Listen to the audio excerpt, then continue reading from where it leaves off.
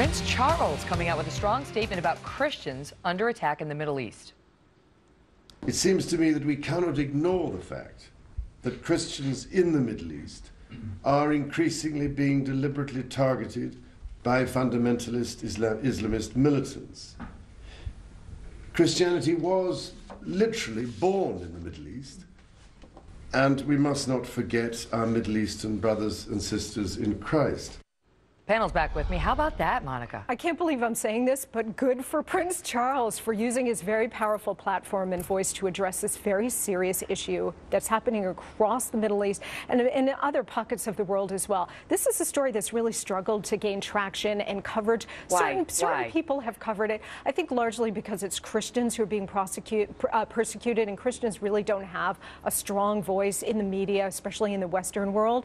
So I really applaud him for bringing attention to this. We have Coptic Christians, especially in Egypt, who are being persecuted. Their churches are being burned down. They're being tortured. They're being murdered. Yeah. It's happening in Iraq. It's happening all across the Middle East by way of certain aspects of jihad, genocide. They don't even report it in Egypt reportedly anymore because they know the police are going to look the other way and actually possibly retaliate against them if they complain. You know, Megan, as a double minority, I'm both gay and Jewish. I'm very sensitive to the plight of people who are persecuted for who they are or what they believe, particularly when it has a government stamp of approval. And I think it's interesting and important that we're talking about this right after the last story, because at the end of the day, discrimination, hate, persecution, prejudice all comes from the same place. That is ignorance, it's fear, and it's wrong, and we've got to speak out against it. Okay, so if you're tying it into the last story, the way to, if you want to illuminate everyone or enlighten everyone, is to have the conversation proceed and go forward and try to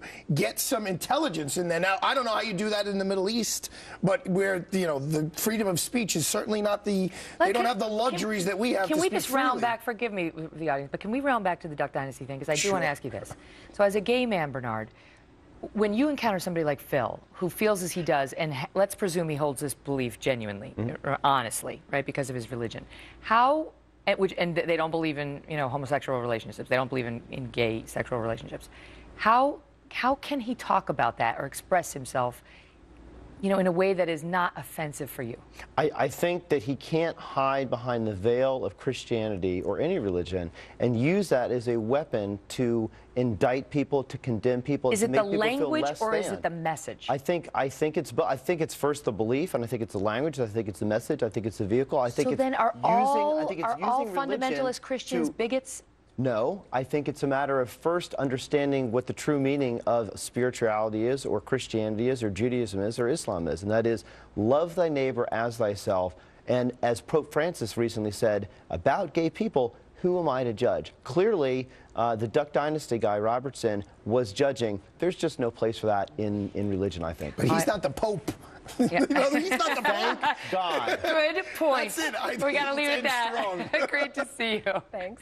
We'll be right back. Try for a moment to imagine the shape of a Volvo.